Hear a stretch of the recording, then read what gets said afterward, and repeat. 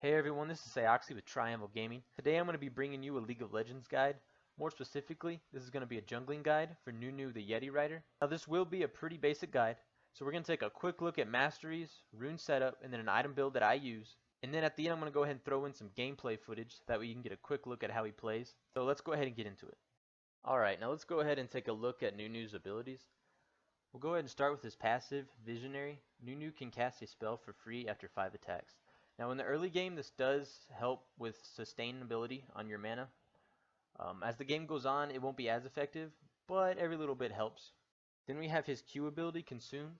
Nunu commands the Yeti to take a bite out of a target minion or monster, dealing heavy damage to it and healing himself. This is a pretty good heal. It has a fairly short cooldown. It allows for great sustain. The only problem is, as it says, it requires a minion or a monster. You can't do this to other champions. So when you're going into a fight, be aware if there's minions around. So maybe if you need a quick heal, you can go ahead and eat one of them, get a decent chunk of health back. But don't rely on it in fights.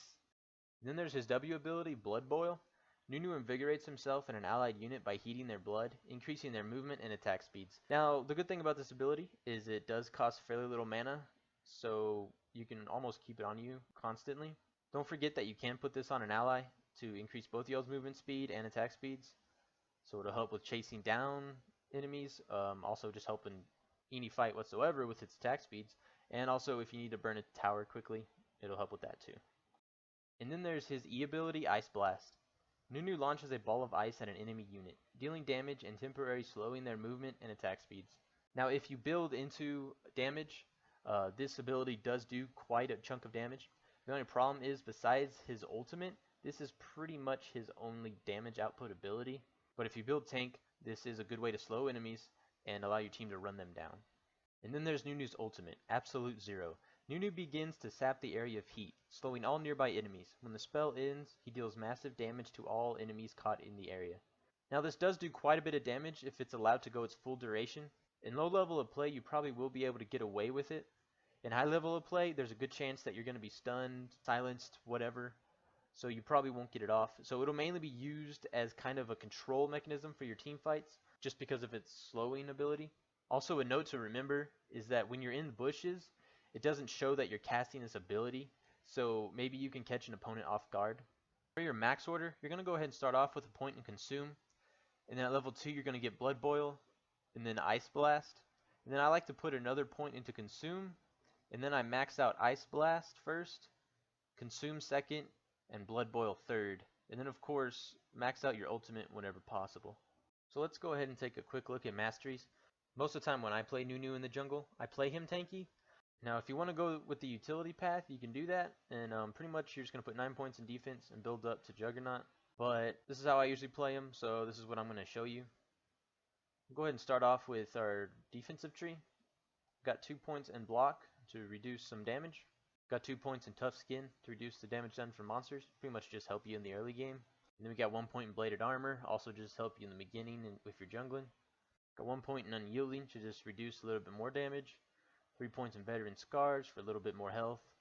1 point in Juggernaut for 3% maximum health. Then I put 3 points in Hardness for some more armor.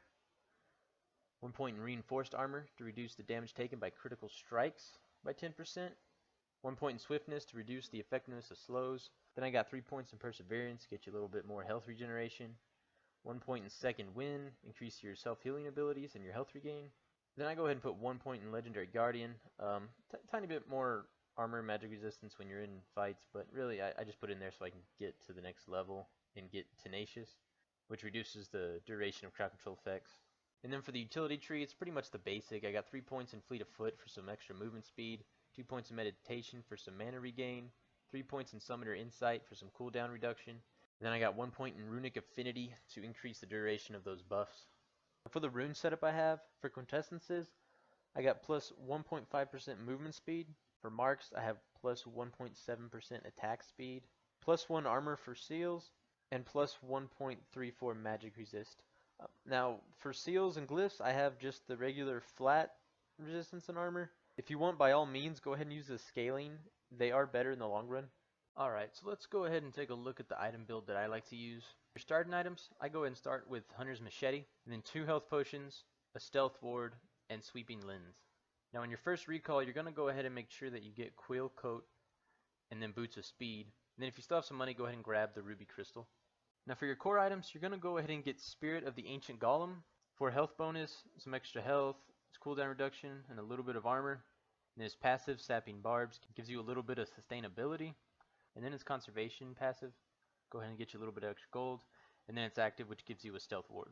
And then the boots I like to use are Boots of Swiftness, some extra movement speed, reduces the effectiveness of slows. And then I have Spirit's Visage, gives you extra health, some magic resist, some health regain, some cooldown reduction, and increases your self-healing. Then there's Locket of the Iron Solari, gives you some more health, a little bit of magic resist, 10% cooldown reduction, has a nice aura, increases nearby allies' magic resistance and health regain. And then it has a decent active, which grants a shield to nearby allies. And then I use Randuin's Omen, gives you some more health, some armor, and then it's active, which slows the movement speed of enemies. And then for situational items, if you're just wanting to do a little bit more damage and you feel like you're tanky enough, you can go ahead and grab Abyssal Scepter, gives you some extra ability power along with some magic resist. And then it has an alright aura, which reduces magic resistance of nearby enemies. And also if you just feel like you need some more vision on the map, you can go ahead and pick up Ruby Sightstone. Gets you a little bit more health, but also allows you to just put wards all over the place. Alright guys, so now I got some gameplay footage set up for y'all to watch, just so you can get a little bit of a look of how he plays. Hope you enjoy.